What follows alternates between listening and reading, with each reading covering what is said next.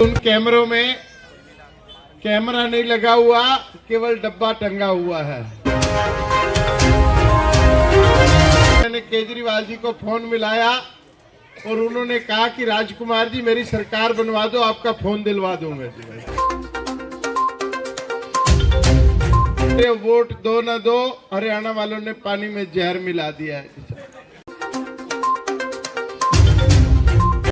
अरे केजरीवाल भैया, काहे तुम झूठ बोल बोल के दुनिया को बरगलाने की कोशिश कर रहे हो। हमारे केजरीवाल जी ठेका खुलवाते हैं, हमारे केजरीवाल जी 12,000 करोड़ रुपए की रिश्वत लेते हैं, वो तो बोल नहीं सकते।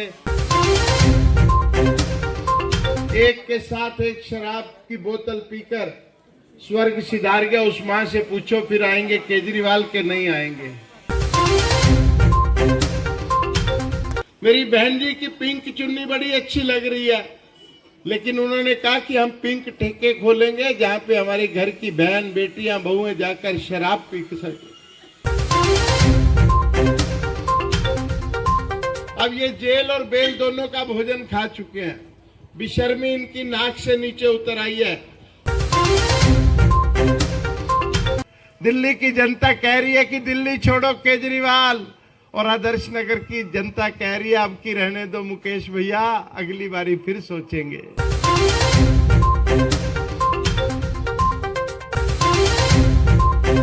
1,000 कागज ऐसे ही खाली साइन करके दे जाऊंगा। जिस दिन आपको लगे कि राजकुमार भाटिया ने कोई भ्रष्टाचार किया, मेरा त्याग पत्र आप स्पीकर के पास अपने आप भेज देना, मेरे से पूछना भी मत।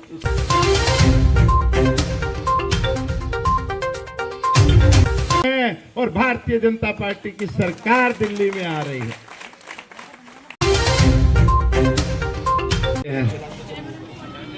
कल मेरा मोबाइल चोरी हो गया, फिर मैंने केजरीवाल जी के जो लगे हुए कैमरे हैं उनसे फटाफट फोटो निकाल के थाने में रिपोर्ट लिखा दी।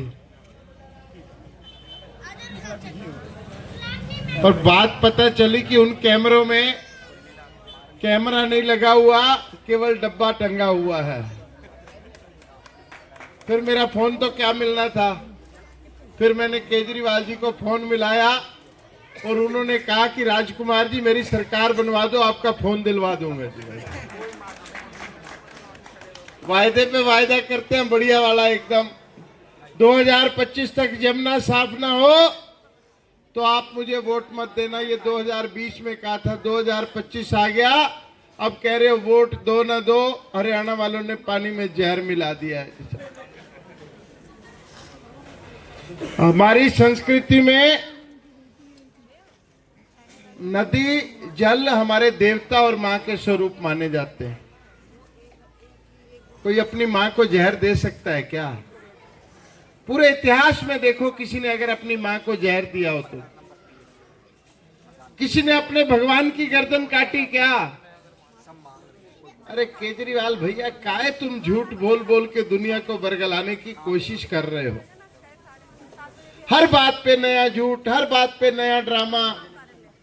और तो और आपके जो लोग चुनाव लड़ रहे हैं दिल्ली में, वो भी आपकी तरह झूठ बोलने लग गए हैं, क्योंकि उनके पास भी, जैसे हम गर्व से कहते हैं कि हमारे मोदी जी ये करते हैं, हमारे मोदी जी ये करते हैं, तो वो बेचारे ये तो नहीं बोल सकते कि हमारे केजरीवाल जी ठेका खुलवाते हैं, हमारे केजरीवाल जी 12,000 करोड़ रुपए की रिश्वत लेते हैं, वो तो बोल नहीं सकते। लेकिन फिर वो झूठ बोलते हैं और फिर कहते हैं फिर आएंगे केजरीवाल। पहले एमसीडी में भी केजरीवाल, अब फिर कह रहे फिर आएंगे केजरीवाल। भाई क्यों आएंगे केजरीवाल? तो ये उस मां से पूछना पड़ेगा कि क्यों ना आए केजरीवाल। ये वो मां बताएगी जिसका बेटा एक के साथ एक शराब की बोतल पीकर स्वर्ग सिधार गया, उस मां से पूछो फिर आएंगे केजरीवाल के नहीं आएंगे। उस मेरी बेटी से पूछो जिसका पिता स्कूल में फीस भरने गया था, उसकी फीस नहीं भरी गई और उसकी पढ़ाई छूट गई, बाप शराब पी के घर वापस लौट आया। वो बेटी बताएगी कि केजरीवाल आए या ना आए। उसके ठेके की बात हो रही थी। मेरी बहन जी की पिंक चुन्नी बड़ी अच्छी लग रही है, लेकिन उन्होंने कहा कि हम पिंक ठेके खोलेंगे जहां पे हमारे घर की बहन बेटियां बहुएं जाकर शराब पी सके। आदमी भी पीता है तो छुप के पीता है, घरों में नहीं पीता, कहीं बाहर पीता है, और बाहर नहीं पीता तो घर में बैठ के पीता है। एक मर्यादा है। मैं नहीं कहता कि शराब पीने वाला आदमी बुरा होता है, लेकिन इसके पीछे एक मर्यादा है। हमारे माँ बाप को पता होता है कि हम सब क्या करते हैं, लेकिन माँ बाप के सामने भी आदमी पर्दा करता है। लेकिन इसने पूरी दिल्ली के सामने शराब का जो नंगा नाच किया, ठेके खुलवाने की जो नीतियां बनाई, अल्टीमेट राजकुमार भाटिया और नीलम बुद्धि राजा जैसे लोगों ने मिलकर आदर्श नगर में आंदोलन करे। मैं उस समय जिलाध्यक्ष था। हमने 53 ठेके बंद करवाए और हमारी यात्रा का अंतिम पड़ाव तब था जब केजरीवाल और मनीष सिसोदिया रिश्वत लेने के आरोप में जेल चले गए। अब ये जेल और बेल दोनों का भोजन खा चुके हैं। बेशर्मी इनकी नाक से नीचे उतर आई है। हर बात पे झूठ बोलते हैं। राम जी को लेकर झूठ, देश को लेकर झूठ, सेना को लेकर झूठ। आप चुनाव में खड़े हो, आपने एक बारी भी फोन नहीं करा। मुकेश गोयल जी का फोन आया है। मैंने कहा भैया पिछली बारी कब आया? वो कहने लगा पहली बारी आया है। गांव में रह के पहली बारी किसी से बात करी। इससे पहले तो वो अपने घर पे बुलाया करते थे, बताया करते थे इधर आ, तेरी मेरी रिश्तेदारी है, मैं गांव का बेटा हूं, वोट मेरे को ही देना। लेकिन गांव के बेटे को ये याद नहीं आई कि गांव को भी आपकी जरूरत है। आप निगम पार्षद रह लिए, आप स्टैंडिंग कमेटी चेयरमैन रह लिए, आप निगम में नेता रह लिए, लेकिन गांव के लिए जो जो आपने किया वो आपको बताना पड़ेगा। गांव वाले आपकी प्रतीक्षा कर रहे हैं, गांव वाले आपके इंतजार कर रहे हैं कि हमारा लाडला मुकेश कब आएगा और हमारी सुध लेगा। पीछे की गलियों में बह रहे सीवर, पीछे की गलियों में ओवरफ्लो नालियां बार बार बुला रही है, मेरे मुकेश आके मेरी सुध ले जाओ, मेरे मुकेश अपने गांव में आओ। क्यों तुम दिल्ली भर में घूमते हो? क्यों निगम के नेता बने घूमते हो? बेटा जितना बड़ा क्यों ना हो जाए, अपनी माँ की सुध लेने तो आता है, लेकिन आपने 28 साल में अपनी माँ की सुध नहीं ली। अब आपको याद आ रहा है आजादपुर गांव में रहने वाला व्यक्ति, हर व्यक्ति को आप फोन करके या तो वोट मांग रहे हैं या फिर उसे धमका रहे हैं कि राजकुमार भाटिया की रैली में क्यों गया था? तुम्हें शर्म नहीं आती? बेशर्म हो तुम, गांव की लाज नहीं रख रहे हो। ऐसी ऐसी बातें करके धमकाने से कुछ नहीं होगा। भैया मेरे लिए बना रहे हो, उनके लिए बना रहे हो। Thank you.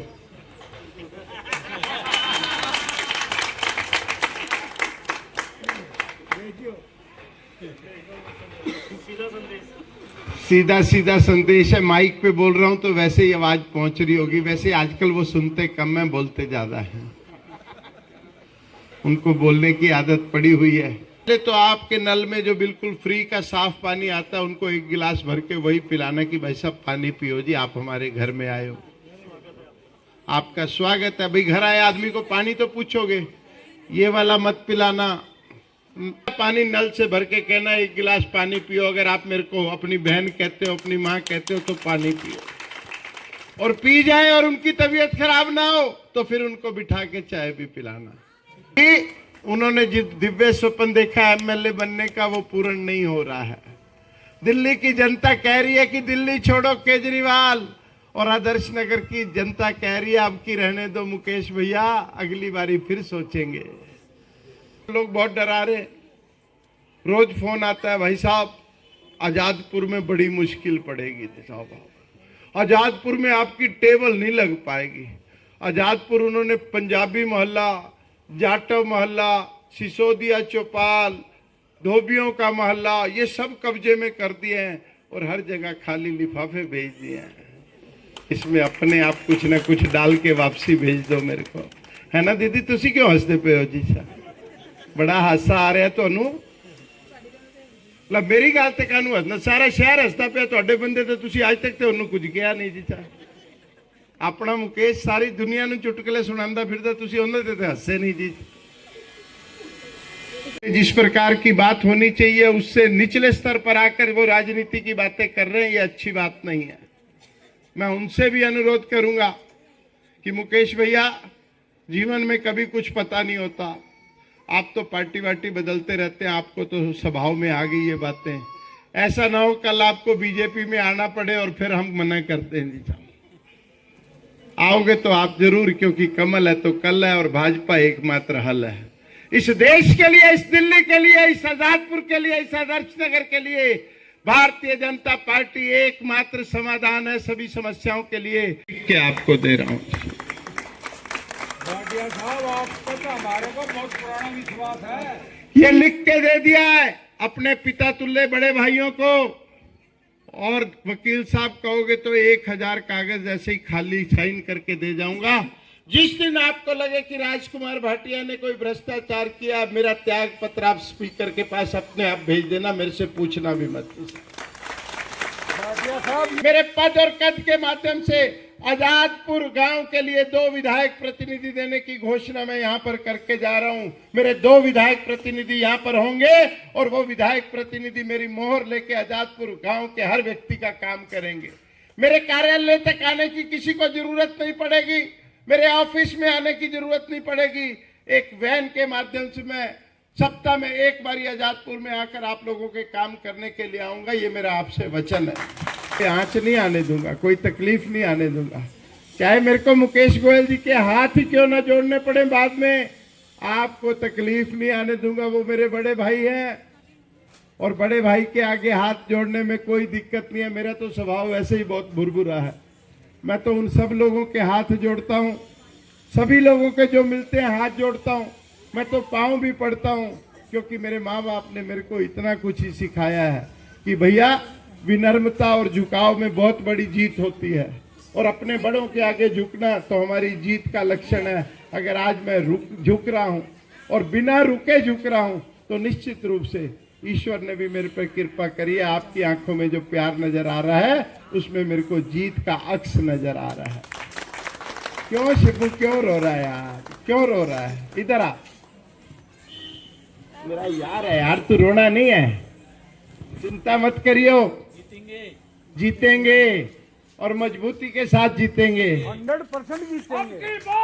अगर दोस्त की आंख में आंसू आया है तो इसका मतलब यह है कि बंदे में दम है, उसने अपना जीवन दिया है पार्टी को, इसलिए उसकी पार्टी की जो प्रतीक के सपने साकार हो रहे हैं और भारतीय जनता पार्टी की सरकार दिल्ली में आ रही है। फिर भी बड़े हैं लोग, जहां गिर पड़े हम खड़े के खड़े हैं, न दुख से मरे हैं न सुख से झरे हैं। पार्टी ने सब कुछ दे दिया, जिलाध्यक्ष बना दिया, उपाध्यक्ष बना दिया, लेकिन आज तक हमने किसी से अबे तबे नहीं किए हैं, न सुख से झरे हैं। लोग जल रहे हैं अपनी आग में, आज फिर हम हरे के हरे हैं। आपकी भूख में आपके साथ खड़े रहे, आपकी आंखों में आंसू ना आए। इतनी बड़ी कृपा अगर प्रभु कर रहा है तो इतने लोगों की आस, मेरे शिबू भाई की आंखों में आंसू, ये प्रार्थना भी ईश्वर जरूर सुनेगा। 5 तारीख की पोलिंग वाले दिन आजादपुर इस राजकुमार भाटिया का, इस भारतीय जनता पार्टी का और आदर्श नगर का भविष्य तय करेगा। आजादपुर की जो पोलिंग होगी उससे मेरा भविष्य तय होगा, और मुझे लग रहा है कि मेरा भविष्य आपके हाथों में सुरक्षित है। अयोध्या में पधारते हैं तो दिवाली होती है, यही दिवाली हम 8 तारीख को आजादपुर में मनाएंगे। बहन जी क्यों नाराज हो? लो सिर पे हाथ रखो भाई के, दोनों रखो, खर्ची पर्ची दो, देखी जाएगी। मेरी का साथी बन के रहूंगा और बुजुर्गों का सुच्चा और सुथरा पुत्र बन के रहूंगा। जी खरीद लो, बेमोल बिक रहा है राजकुमार भाटिया आपके चरणों में। जिसको थोड़ा मेरे प्यार का सिर पे हाथ फेर दो, मेरी पीठ पे हाथ रख दो और कमल के निशान को हल्के से दबा दो, पी की आवाज आएगी और केजरीवाल दिल्ली से बाहर होगा। लो, क्योंकि 8 तारीख के बाद दिल्ली में झाड़ू नहीं चलेगी, केवल वाइपर चलेगा।